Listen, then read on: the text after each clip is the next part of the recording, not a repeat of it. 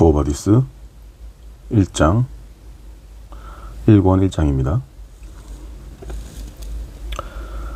페트르니우스는 한낮이 되어서야 간신히 잠에서 깨어났다. 그러나 언제나 그렇듯이 몹시 피곤했다. 간밤에 네로가 베푼 연회에 참석했다가 거의 밤을 새우다시피 했기 때문이다. 얼마 전부터 그의 건강은 눈에 띄게 나빠지기 시작했다. 페트르니우스는 아침에 잠에서 깨어날 때마다 몸이 힘이 없고 정신이 몽롱하여 생각이 제대로 정리되지 않는다며 혼자 불평하곤 했다. 그래도 아침마다 목욕 후에 솜씨 좋은 노예로부터 정성 어린 마사지를 받는 덕분에 점차 혈액순환이 순조로워지고 머리가 맑아지면서 원기를 회복하곤 했다. 그런 다음 마지막 단계인 도요시를 나올 때면 싱싱한 젊은 기운이 되살아나 두 눈은 재기와 생기로 반짝였으며 온몸에 활기가 넘쳤다. 그 우아하고 세련된 풍채는 오토마저도 따라오지 못할 정도였다. 그야말로 고상한 판관이라는 명성에 손색 없는 단아한 모습이었다. 페트르니우스는 공중 목욕탕에는 좀처럼 가지 않았다. 어쩌다가 로마 시내에 이름난 웅변가가 오거나 체육관에서 흥미로운 격투 시합이 벌어질 때만 들렀다.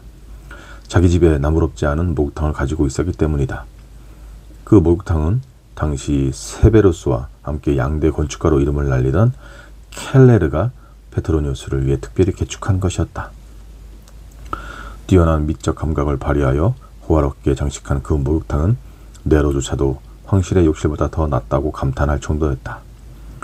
물론 황궁의 목욕탕은 그보다 훨씬 규모가 크고 비교할 수 없을 만큼 온갖 사치스러운 시설을 갖추고 있었다. 페트르니우스는 전날 밤 연회에서 바티니우스의 바보스러운 익사를 참느라고 따분하고 지루한 시간을 보내야만 했다. 향연이 끝난 뒤에는 네로와 루카누스, 세네카와 함께 여자들도 영혼을 가지고 있는가라는 주제로 밤새도록 토론했다.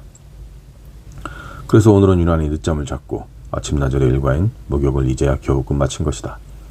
두 명의 건장한 욕실 담당 노예가 눈처럼 새하얀 이집트산 아마포를 씌운 사이프러스 평상 위에 페트르니우스를 눕히고 향기 좋은 올리브유를 발라가며 균형 잡힌 그의 몸을 문지르기 시작했다. 페트르니우스는 눈을 감고 한증탕의 열기와 노예의 손에서 전해오는 따뜻한 기운이 온몸에 스며들어 피로가 풀릴 때까지 기다렸다. 얼마 후에 눈을 뜬 페트르니우스는 날씨가 어떤지 물었다. 아울러 보석상 이도메네우스에게 감정을 의뢰한 보석이 도착했는지도 물었다. 노예들은 알바누스 산에서 미풍이 불어와 날씨가 아주 좋으며 보석은 아직 도착하지 않았다고 대답했다. 페트르니우스는 다시 눈을 지그시 감고 온탕으로 옮기겠다고 말했다. 바로 그때였다. 손님 안내 임무를 맡은 노예가 휘장 뒤에서 고개를 내밀고 소아시아에서 막 돌아온 소 마르쿠스 비니키우스의 방문을 알렸다. 페트르니우스는 손님을 온탕으로 안내하라고 이러고 자리에서 일어나 그곳으로 갔다. 비니키우스는 선왕인 티베리우스 황제 시절부터 집정관을 지낸 마르쿠스 비니키우스에게 출가한 페트르니우스의 누이가 낳은 아들이었다. 이 청년은 코르블루 장군 휘하에 있던 파르티아 원정군에 파견되었다가 전쟁이 끝나 로마로 돌아왔다. 페트르니우스는 예전부터 비니키우스를 아꼈으며 그에게 남다른 애착을 가지고 있었다. 준수한 용모에 늠름한 체격을 갖추었을 뿐만 아니라 아무리 황홀한 쾌락에 빠져있을 때에도 절도를 지킬 줄 알았기에 페트르니우스는 조카의 그런 점을 특히 기특하게 여겼다.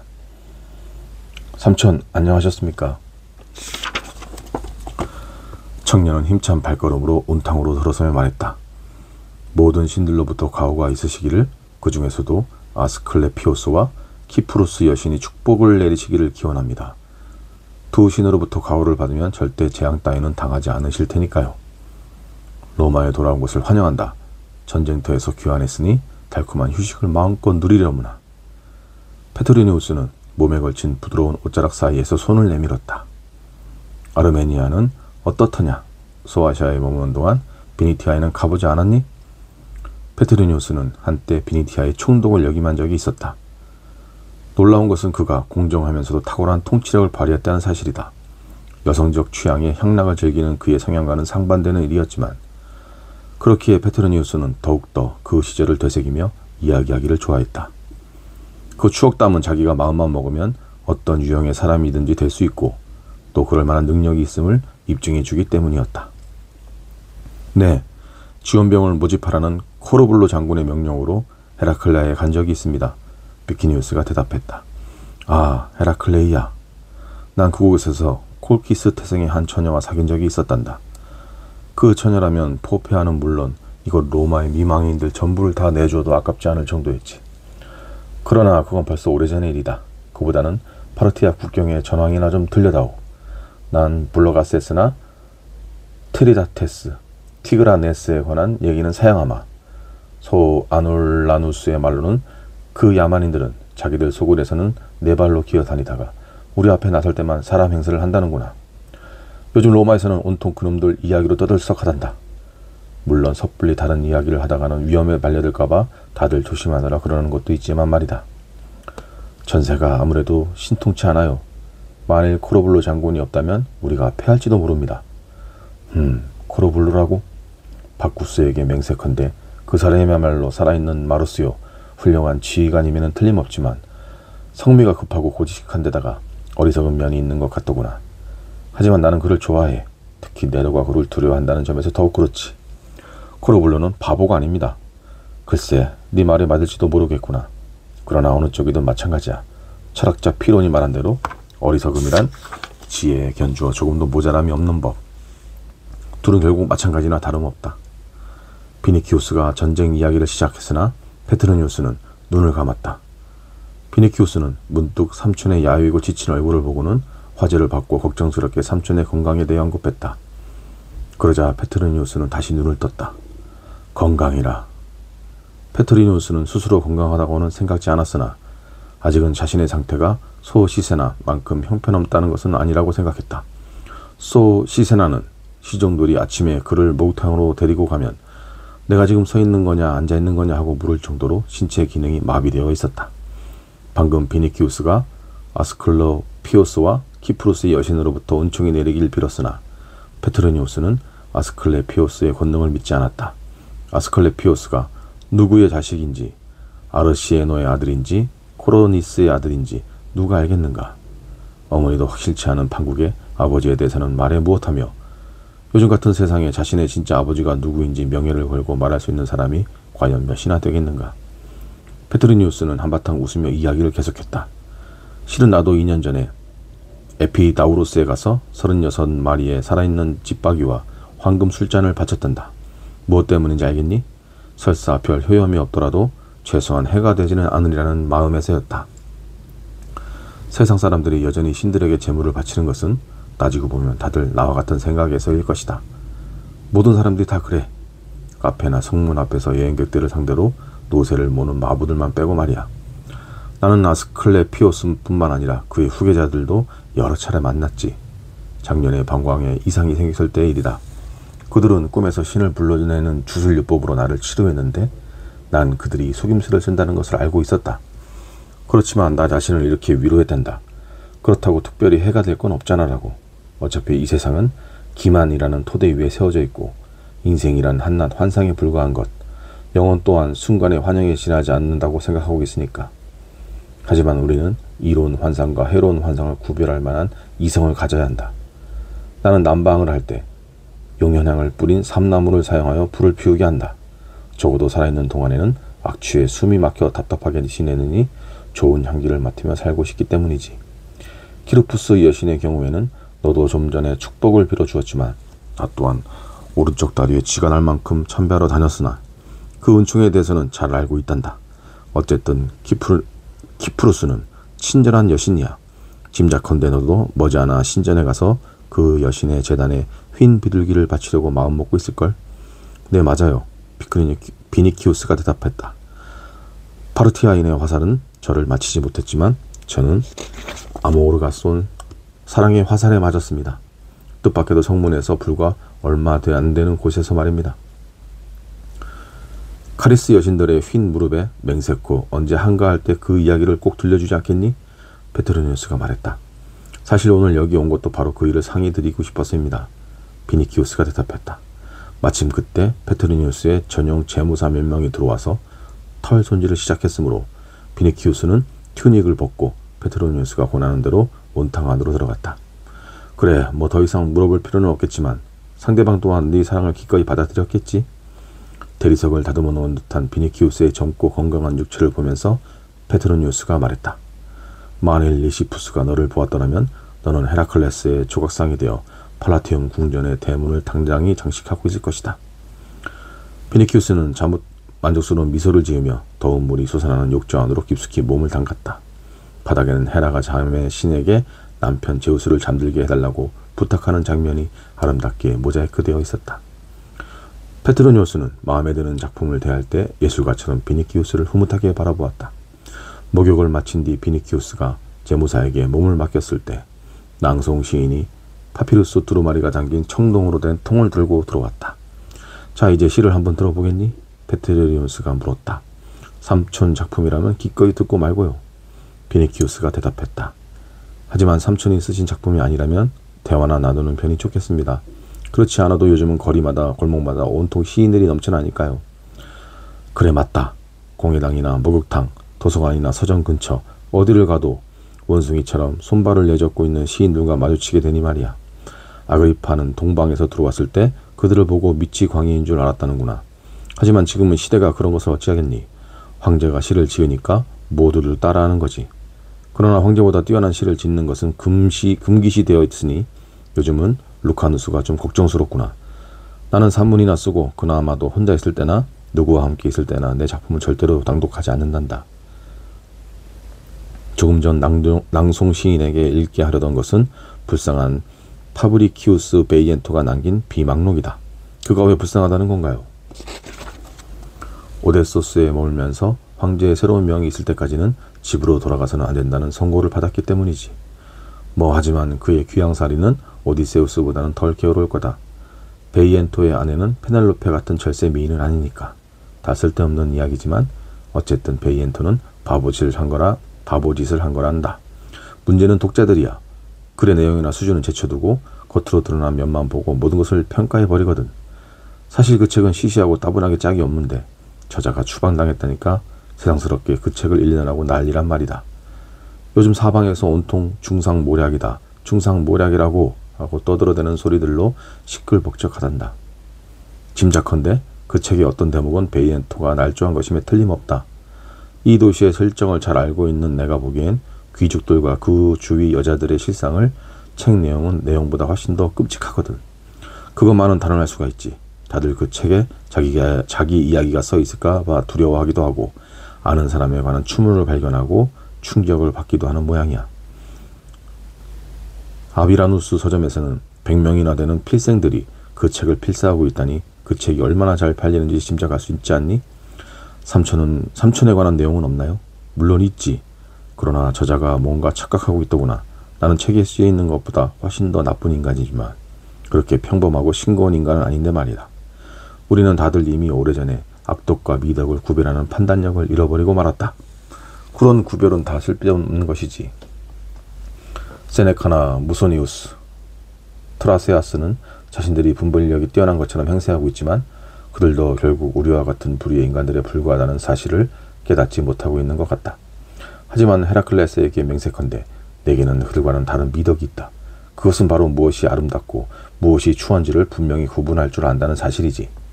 그런데 시인이자 전차 경주의 달인이고 가수에다 무용수이며 배우인 우리의 붉은 수염은 그런 점에서는 완전히 문외한이거든. 어쨌든 베이엔토는 참 안됐군요. 좋은 분이었는데 자만심 때문에 망했지. 모두들 베이엔토가 그 책을 썼을 것이라고 추측하면서도 저자의 정체를 정확하게 아는 사람은 없었는데 베이엔토 자신이 비밀이라고 하면서 사방에 짓거리고 다녔단다. 그런데 루피누스 사건에 대해서는 들었느냐? 아니요. 그럼 냉탕실로 가서 말해주마. 그들은 냉탕실로 자리를 옮겼다. 방 한가운데 있는 연분홍빛 분수에서 제비꽃 향기를 은은히 풍기며 물줄기가 뿜어져 나오고 있었다. 두 사람은 비단을 바른 벽감에 자리 잡고 앉아 몸을 식히기 시작했다. 잠시 침묵이 흘렀다. 비니키우스는 ним프를 품에 안고 그 입술에 열렬히 입맞추는 파우누스의 청동상을 묵묵히 바라보고 있었다. 이윽고 비니키우스가 입을 열었다. 바로 이겁니다. 인생에서 최고의 즐거움이란 이런 것이 아닐까요? 그렇다고도 할 수 있겠지. 하지만 너는 이런 삶 말고도 전쟁을 사랑하잖니. 나는 전쟁이라면 딱 질색이다. 천막에서 생활하다 보면 손톱이 부러지거나 지저분해지니까 말이다. 하기는 사람마다 제각기 좋아하는 분야가 다른 법이지. 붉은 수염은 노래 부르기를 즐기는데 그 중에서도 자기가 직접 만든 노래를 부르는 것을 제일 좋아한단다. 데스카우루스는 코린투스 도자기를 좋아해서 잘 때도 침대 머리맡에 놓아두고 잠이 오지 않을 때는 거기에다 입을 맞추곤 한다는구나. 그래서 그 도자기의 가장자리가 동그랗게 닳아버렸다지. 그건 그렇고 너는 시를 쓸 줄 아니? 아니요. 단 한 편도 써본 적이 없어요. 루트를 연주한다든지 노래를 부르는 것은 별로요. 전차 경주는 어떠냐?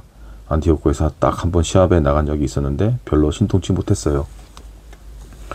그럼 네 신상에 관해서는 안심해도 되겠구나. 그때 시합에서 무슨 조에 속했지? 녹색 조였어요. 그렇다면 더욱 마음을 놓을 수 있겠구나. 너는 부자지만 팔라스나 세네카만큼은 아니지. 너도 알다시피 이곳에서는 시를 쓰거나 류트를 연주하거나 노래를 부르거나 전차 경주에 참가할 수 있지만 보다 안전한 것은 시도 쓰지 않고 류트 연주도 하지 않고 노래도 부르지 않고 전차 경주에도 나가지 않는 거란다. 제일 좋은 것은 붉은 수염이 그런 일들을 할 때 옆에서 찬사를 늘어놓는 거지. 넌 젊은 데다가 용모가 출중하니 포페아의 마음을 사로잡을 위험이 있다. 하지만 포페아는 그 방면으로는 경험이 풍부한 여자라서 너 같은 풋내기에게는 관심이 전혀 없을 수도 있겠구나. 연애는 2명의 전 남편들과 질리도록 했으니 세 번째 남편에게서는 뭔가 다른 것을 추구하려고 할지도 모르겠다. 저 어리석은 오토는 아직까지도 포페아에 대한 미련을 버리지 못해 거의 실성한 채 지내고 있다는구나. 에스파니아의 산 꼭대기를 헤매고 다니며 한숨으로 세월을 보낸다는 거야. 예전의 습관들은 까맣게 잊은 듯 몸 단장도 하지 않고 이제는 매일 아침 머리 손질하는데 고작 3시간이면 충분하다니 말 다 했지.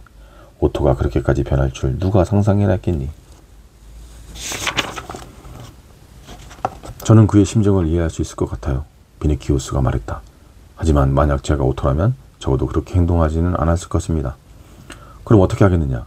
만일 제가 그의 입장이라면 그곳 산지에서 주민들을 모아 충성스러운 군단을 몇 개 만들 겁니다. 이비리아인은 군인으로서는 훌륭한 제목이니까요. 비니키우스, 네가 그런 일을 어떻게 하겠다는 거니? 솔직하게 말하면 너는 그럴 능력이 없는 것 같구나. 왜냐고? 그런 일을 실행에 옮기려면 말보다 행동이 앞서야 하는 법인데 넌 벌써 이렇게 큰 소리로 떠벌리고 있지 않니? 아무리 만약이라는 단서가 붙어있다 해도 말이다. 내가 만일 오토라면 포페아와 늙은 붉은 수염을 실컷 비웃어주고는 이베리아 남자들이 아니라 이베리아 여자들을 모집해서 군단을 만들 것이다. 뭐 하여튼간에 앞으로 내가 쓰는 풍자시들은 그 누구에게도 들려주지 않을 작정이란다. 루피누스와 같은 불쌍한 처지가 되면 곤란하니까. 참, 루피누스 사건에 대해 말해주신다고 하셨죠? 그래, 향유실로 가서 들려주마. 하지만 향유실에서 비니키우스의 시선과 관심은 엉뚱한 쪽에 집중되었다. 그곳에는 목욕을 마친 사람들의 마지막 시중을 들어주는 매우 예쁜 여자 노예들이 있었던 것이다. 그 중에 흑단으로 빚은 표각상처럼 늘씬한 몸매를 지닌 두 아프리카 여인이 페트로니우스와 비니키우스의 몸에 아라비아산 향유를 바르기 시작했다. 그러자 프리기아 태생의 여자 노예들은 뱀처럼 유연한 두 손에 반짝반짝 윤이 나는 새로 만든 거울과 빗을 들고 능숙한 솜씨로 빗질을 했다. 여신을 고스란히 빼닮은 코스 태생의 그리스 처녀들은 몸 단장을 끝낸 주인들이 토가를 입을 때 주름을 매만지기 위해 얌전히 서서 기다리고 있었다. 구름을 다스리는 제우스의 신의 이름을 걸고 하는 말입니다. 정말 기가 막히게 뽑아다 놓으셨군요. 마르쿠스 비니키우스가 말했다. 그래, 양보다는 질이 중요하지. 페트로니우스가 대답했다. 로마에 있는 내 가솔은 모두 400명쯤 된다. 시중 드는 노예가 무조건 많아야 한다고 여기는 건 졸부들이 나는 생각이야. 붉은 수염의 궁전에 가도 이런 아름다운 몸매는 찾아볼 수 없을 겁니다. 비니키우스가 콧김을 내뿜으며 말했다. 그러자 페트로니우스는 허물없는 태도와 애정 어린 목소리로 대답했다. 너는 내 조카니까는 말인데 나는 바루스처럼 품행이 방종한 인간도 아니지만 아울루스, 플라티우스 장군처럼 깐깐한 사람도 아니란다. 비니키우스는 플라우티우스 이름을 듣는 순간 코스 태생의 아름다운 처녀들을 금세 잊어버리고 고개를 번쩍 들며 물었다. 어째서 갑자기 아울루스 플라우티우스 장군이 생각나신 겁니까?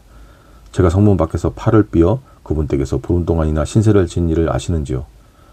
팔이 아파서 괴로워하고 있는데 플라우티우스 장군이 마침 그곳을 지나가다가 저를 자기 집으로 데려가 노예이자 의사인 메리온이라는 사람으로부터 치료받을 수 있게 해주었습니다. 실은 삼촌께 그 이야기를 하려던 참이었어요. 정말이냐? 설마 폼포니아에게 바란 건 아닐 테지? 그렇다면 정말 딱한 일이구나. 그녀는 나이도 많은데다가 지조가 대단한 여자인데 너와 그 여자가 짝을 이룬다는 것은 상상도 못할 일이다. 무슨 말씀하시는 거예요? 폼포니아니라니요. 그럼 대체 누구란 말이냐? 아, 저도 그녀가 누구인지 제발 좀 알았으면 좋겠어요. 심지어 그녀의 진짜 이름이 리기아인지 칼리나인지도 모른답니다. 그 댁에서는 그녀가 리기족 출신이기 때문에 다들 리기아라고 부르지만 원래 고국에서 불리던 이름은 칼리나라고 해요. 플라우티우스 집은 참 기묘한 곳이었어요. 식구는 많은데 마치 공동묘지가 들어있는 외딴 숲처럼 고요하더군요. 저는 열흘이 넘도록 그 집에 머물렀지만 그처럼 아름다운 여신이 살고 있다는 것을 몰랐답니다. 그런데 어느 날 새벽 정원의 샘터에서 목욕하는 그 처녀를 보게 되었지요. 아프로디테가 탄생했다는 물거품에 대고 맹세하지만 그 순간 저는 새벽녘의 서광이 그녀의 몸에 투명하게 스며드는 것을 보았습니다. 새벽별이 여명과 함께 자취를 감추는 듯 그녀도 햇살 속으로 사라져버릴까봐 걱정하며 숨을 죽이고 있었지요. 그 후로 그녀를 볼 기회가 2번 더 있었는데 그때마다 저는 마음의 평정을 잃어버리곤 했습니다. 모든 욕망이 순식간에 자취를 감추고 로마에 가면 무슨 좋은 일이 기다리고 있을까 하던 기대도 감쪽같이 사라져버렸죠. 여자도 황금도 코린투스의 청동도 호박도 진주도 포도주도 향연도 아랑곳하지 않게 된 겁니다. 제가 원하는 건 오로지 리기아뿐입니다. 페트로니우스 삼촌, 솔직히 말씀드리면 저는 그녀가 미칠듯이 보고 싶어요. 삼촌 댁 온탕 바닥에 모자이크되어 있는 장면, 파시테아 때문에 에테오는 솜누스처럼 밤낮으로 그녀를 갈망하고 있습니다. 그녀가 노예라면 사들이려무나 노예가 아닙니다. 그럼 뭐냐? 플라우티우스가 해방시켜 주었단 말이냐? 그녀는 애당초 노예가 아니었으니까 해방될 리도 없습니다. 그렇다면 뭐라고 말해야 할지 모르겠군요. 왕의 딸이든지 그의 버금가는 신분이라고 해두죠. 그래, 그거 참 흥미로운 얘기구나, 비니키우스. 만약 궁금하시다면 당장 그 호기심을 만족시켜 드리겠습니다. 그렇게 긴 얘기도 아니거든요. 삼촌께서도 이미 들으셨겠지만 수에비족의 왕인 반니우스는 고국에서 추방당해 오랫동안 로마에서 살았습니다. 전차를 잘 몰고 주사위를 던질 때마다 용케 행운이 따르는 것으로 유명한 바로 그 사람 말입니다. 나중에 케사르 드루수스께서 그를 왕위에 부기시켰지요. 반니우스 왕은 처음에는 나라를 잘 다스리고 전쟁터에 나가서도 승리를 거두곤 했습니다. 그러나 차츰 사악해져서 이웃 나라는 말할 것 없고 자기가 다스리는 수에비족의 재산까지도 빼앗기 시작했습니다. 그러자 헤르문두리의 왕비 빌리우스의 2 아들이자 반니우스 왕에게는 조카뻘이 되는 반기어와 시도가 반니우스를 다시 로마로 강제 추방했습니다. 그리하여 반니우스 또한 또 한 번 주사위에 운명을 걸게 되었던 것입니다. 그래, 기억이 난다. 클라우디우스. 황제 때 일이었으니 그리 오래된 얘기도 아니지. 그렇습니다. 결국 전쟁이 일어나고 말았죠. 그러자 반니우스는 야지기족에게 그의 조카들은 리기족에게 도움을 청했습니다. 반니우스가 부자란 소문을 들은 리기족은 전리품에 대한 욕심으로 엄청난 병력을 동원하고 전장으로 출동했습니다. 그 수가 어찌나 많았던지 클라우디우스 황제께서도 국경의 안전을 염려할 정도였지요. 클라우디우스 황제는 야만족들의 전쟁에 관여하기를 원치 않았지만 어쩔 수 없이 데뉴브 군단을 지휘하고 있던 아텔리우스 히스테리 장군에게 친서를 보내 로마의 평화가 위협받지 않도록 전세를 각별히 주시하라고 명령했습니다. 히스테르 장군은 리기족에게 국경을 침범하지 않겠다는 서약을 요구하기에 이르렀고 리기족은 이에 동의했을 뿐만 아니라 인질들까지 보냈습니다. 그 인질들 가운데 족장의 부인과 딸도 끼어 있었던 것이죠. 야만족들은 전쟁에 나갈 때 아내와 자식들을 데리고 나간다니까요. 제가 말한 리기아는 바로 그 족장의 딸입니다. 그걸 어떻게 알았니? 아울루스 플라우티우스께서 직접 얘기해 주더군요. 리기인들은 약속을 충실히 지켜 그 후로는 국경을 침범하지 않았지요. 야만족이란 원래 태풍처럼 몰려왔다 천둥처럼 사라지지 않습니까? 머리에 들소뿔을 장식하고 다니던 리기인들 역시 그렇게 자취를 감추었습니다. 반니우스가 지휘하던 수에베인과 야지기인을 쳐부쉈지만 그 와중에 리기족의 왕이 전사해버렸기 때문이지요. 리기인들은 인질들을 그대로 히스테르 장군 휘하에 남겨둔 채 전리품을 챙겨가지고 떠나버렸습니다. 얼마 후 리기아의 어머니가 죽자 히스테르 장군은 어린 소년을 어떻게 해야 좋을지 망설이다가 게르마니아의 통치자인 폼포니우스에게 보내기로 결심했습니다. 카티족과의 전쟁이 끝나자 폼포니우스는 로마로 돌아오게 되었습니다.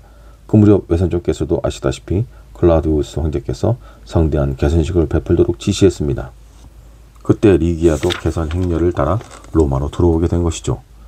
개선식이 끝난 뒤 폼포니우스는 그녀의 거취 문제를 놓고 고민에 빠졌습니다. 인진을 포로로 취급할 수 없었기 때문이죠. 결국 자기 누이이자 플라우티우스의 부인인 폼포니아 그레키나에게 소녀를 맡기기로 했습니다. 그 집 사람들은 주인 내연은 물론이고 우리에 있는 새끼 오리까지도 정숙하게 이를 데 없었으므로 리기아 또한 폼포니아 그레키나 못지않은 고결하고 정숙한 처녀로 성장하게 된 것이죠. 아, 리기아의 미모 앞에서는 저 유명한 포페아 황후도 마치 헤스페리테스에서 따온 능금 옆에다 가을에 무화과를 갖다 놓은 것처럼 광채를 잃고 말 것입니다. 그래서 다시 한번 말씀드리지만 샘터에서 햇살이 그녀의 몸에 투명하게 스며드는 것을 본 그 순간부터 저는 열렬히 사랑에 빠지고 말았답니다. 그러면 그 처녀는 뱀장어나 새끼 정어리처럼 속이 훤히 들여다보인단 말이냐? 페트로니우스 삼촌, 제발 저를 놀리지 마세요. 제가 한낱 욕정 따위를 못 참아 그런다고 오해하실까봐 말씀드리는데요. 화려한 의상 밑에는 대부분 깊은 흉터가 감추어져 있는 법이지요. 한 가지 더 말씀드릴 수 있습니다. 소아시아에서 돌아오는 길에 저는 꿈의 계시를 받기 위해 모포수스의 신전에서 하룻밤을 묵었습니다. 그때 예언자 모포수스가 제 꿈에 나타나서 앞으로 사랑으로 인해 제 삶이 큰 변화를 맞게 될 거라고 예언했습니다. 언젠가 플루니우스가 신은 믿지 않으나 꿈은 믿는다고 했었는데 어쩌면 그의 말이 맞는지도 모르겠구나. 사실 나는 농담을 하면서도 내 말에 대해 진실하게 생각하고 있었단다. 이 세상에 신이란 오로지 하나뿐이니 그것은 바로 전능하고 영원한 만물의 어머니 비너스라고 생각한다. 영혼과 육체, 사물을 한데 결합시킨 것도 비너스지. 에로스야말로 세상을 카오스에서 건져낸 장본인이다. 그게 잘한 일인지 아닌지는 모르겠다만 아무튼 그 창조적인 힘만은 인정해야 해. 물론 축복을 내리느냐 아니냐는 그녀의 마음에 달렸지만 말이다. 페트로니우스 삼촌, 현명한 충고보다는 철학적인 수사가 훨씬 쉬운 법이죠. 그럼 도대체 네가 원하는 게 무엇이냐? 리기아를 갖고 싶습니다. 지금 이렇게 허공을 휘젓고 있는 이 두 팔로 그녀를 품에 안고 싶고 그녀의 숨결을 들이마시고 싶습니다. 만약 그녀가 노예라면 저는 그녀의 몸값으로 무엇이든 지불할 각오가 되어 있습니다. 노예시장에 처음 팔려 나왔다는 표시로 발에 석회를 하얗게 칠한 싱싱한 처녀 100명이라도 아울루스 장군에게 바치겠습니다. 제 머리카락이 한겨울 소락테산 정상에 덮인 눈처럼 하얗게 칠 때까지 그녀를 제 곁에 두고 싶습니다. 그 여자는 노예는 아니지만 그래도 결국은 플라우티우스의 가솔이 아니냐. 게다가 자기 민족으로부터 버려진 아이니까 플라우티우스 양녀로 생각해도 좋겠지. 그러니까 플라우티우스가 마음만 먹이면 그녀를 내게 인계할 수도 있지 않겠니? 그건 폼포니아 그레나키를 모르셔서 하시는 말씀이에요. 그 댁에서는 리기아를 마치 침딸처럼 귀하게 여기고 있습니다. 폼포니아라면 내가 잘 알지. 살아있는 사이프러스 나무라고나 할까? 그녀가 아울루스의 아내만 아니었다면 아마 초상집에서 곡하는 여자로 고용되었을걸. 율리아가 죽은 뒤로 한 번도 상복을 벗은 적이 없다니까. 그녀는 언제 봐도 마치 아스포델로 덮여있는 초원을 하염없이 걷고 있는 것처럼 우수에 차있지. 게다가 폼포니아는 우니비라란다. 보통은 너댓 번씩 남편을 바꾸는 로마의 분예들 틈에서 불사조와 같이 특이한 존재지. 그건 그렇고 얘야. 최근에 이집트 북부 지역에서 불사조가 알을 깠다는 소문 들었니? 500년에 한 번 있을까 말까 한 희귀한 사건이다. 삼촌, 페트로니우스 삼촌, 불사조 얘기는 나중에 합시다. 얘야, 그럼 무슨 말을 할 수 있겠니? 난 아울루스 플라우티우스를 잘 알아. 그 사람은 비록 내 생활 방식에는 불만이 있겠지만 그래도 내게 어느 정도는 호감을 갖고 있는 게 틀림없다. 어쩌면 다른 사람들보다 나를 더 좋게 평가하고 있을지도 모르지. 그건 내가 도미티우스 아페르나 테켈리누스 그 밖에 다른 붉은 수염의 아청꾼들처럼 고잘질이나 일사는 자가 아니라는 걸 잘 알기 때문일 게다. 스토아 학파를 흉내내려는 건 아니지만 나는 세네카나 브루스도 못 본 척하는 네로의 난잡한 행동에 대해서 눈살을 찌푸른 적이 한두 번이 아니었거든. 그러니 만일 내가 너를 위해 아울루스를 설득해야 한다면 한번 힘을 써보마. 삼촌이라면 분명 설득하실 수 있을 것이라 확신합니다. 어디 설득뿐이겠어요. 삼촌의 지혜는 무궁무진하잖아요. 사정을 자세히 알아봐 주시고 제발 플라우티우스에게 말 좀 잘해주세요. 넌 내 세력과 기지를 과대평가하고 있구나. 하지만 네가 원하는 게 바로 그것이라면 플라우티우스와 그의 식구들이 로마로 들어오는 대로 그와 얘기해보마. 벌써 이틀 전에 다들 돌아왔습니다. 그럼 이제 식당으로 가자꾸나. 조찬이 기다리고 있다. 배불리 먹고 기운을 차리고 나서 플라우티우스 집으로 가보도록 하자. 삼촌께서는 언제나 저에게 잘 해주시는군요. 비니키우스가 생기에 넘쳐 말했다. 이번에야말로 삼촌의 상을 조각하여 우리 집 수호신들 가운데 세워놓겠습니다. 여기 있는 이 조각처럼 훌륭하게 만들어서 그 앞에 제물을 바치겠습니다. 그렇게 말하며 비니키우스는 접견실의 은은한 향기 속에서 한쪽 벽을 가득 메우고 있는 조각상들 쪽으로 돌아섰다. 그러고는 손에 지팡이를 든 헤르메스를 본떠 만든 페트로니우스의 조각상을 가리키며 덧붙였다. 헬리오스의 빛에 걸고 만일 저 유명한 파리스가 조금이라도 삼촌과 닮았다면 그와 사랑에 빠져 어리석은 짓을 저지른 헬레네의 심정도 얼마든지 이해할 수 있을 것 같습니다. 비니키우스의 외침 속에는 아첨보다는 진심이 더 많이 담겨 있었다. 페트로니우스는 비니키우스보다 나이가 훨씬 많고 체격도 덜 건장했지만 외모는 더 수려했다. 로마의 여인들이 그를 고상한 판관이라 부르며 찬양하는 것은 그의 넘치는 지혜와 재치 때문이기도 하지만 실은 매력적인 외모가 한몫을 했던 것이다. 지금 페트로니우스가 토가주름을 매만지고 있는 코스 태생의 두 처녀들도 그에게 애틋한 동경의 마음을 품고 있었다. 특히 남몰래 페트로니우스를 사모해온 에우니케는 수줍어하면서도 황홀한 듯 그에게서 눈을 떼지 못하고 있었다. 그러나 페트로니우스는 그런 뜨거운 시선 따위에는 무관심한 듯 그 냉소적인 표정으로 여자에 관한 세네카의 경고를 인용하기 시작했다. 여자는 염치를 모르는 뻔뻔스러운 동물. 그러면서 비니키우스의 어깨에 팔을 얹고 식당으로 안내했다. 향유실에서는 2명의 그리스 처녀와 프리기아 처녀들 그리고 흑인 처녀들이 향유가 든 그릇들을 정리하고 있었다. 갑자기 냉탕실의 커튼 뒤에서 욕실 시중을 담당하는 남자 노예들이 머리를 내밀고 휙 하는 소리를 냈다. 그 소리를 신호로 그리스 처녀들이 프리기아 처녀들과 흑인 처녀들을 데리고 커튼 너머로 눈 깜짝할 사이에 사라졌다. 욕실은 늘 그랬듯이 음란한 소란으로 가득 찼다. 노예 감독이 그들을 말리지 않는다는 것은 자신도 가끔 그런 방탕한 유유에 끼어들기 때문이었다. 사실 페트로니우스도 진작 눈치채고 있었지만 처벌을 싫어하는 관대한 천성 탓에 모르는 척하고 있었다. 향유실에는 에오니키만 남았다. 그녀는 멀어져가는 말소리와 웃음소리에 한동안 귀를 기울이다가 페트로니우스가 조금 전까지 누워있던 호박과 상아로 장식된 평상을 끌어당겨 조심스럽게 주인의 조각상 앞에 놓았다. 향유실은 창을 통해 들어오는 햇살과 벽면을 장식한 무지갯빛 대리석에서 반사된 형형색색의 빛깔들로 아름답게 빛나고 있었다. 에우니키는 평상 위로 올라갔다. 그러자 그녀는 페트로니우스의 조각상과 같은 높이가 되었다. 순간 에우니키는 두 팔로 조각상의 목을 끌어안았다. 그러고는 장밋빛에 눈부신 육체를 하얀 대리석에 밀착시키면서 정신없이 페트로니우스의 동상의 차가운 입술에 자기 입술을 갖다 대었다.